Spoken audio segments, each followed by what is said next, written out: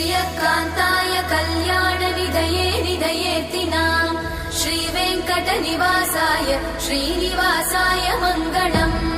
लक्ष्मी सविभ्रमालोकसुभ्रूविभ्रमचक्षुषे चक्षुषे सर्वलोकानां वेङ्कटेशाय मङ्गलम्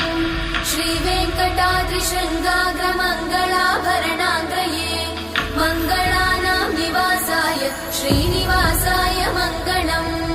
सर्वावयव सौन्दर्य सम्पदा सर्वचेतसां सदा सम्मोहनायास्तु वेङ्कटेशाय मङ्गलम्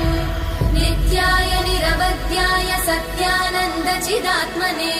सर्वान्तरात्मने श्रीमद् वेङ्कटेशाय मङ्गलम् स्वतः सर्वविदे सर्वशक्तये सर्वशेषिने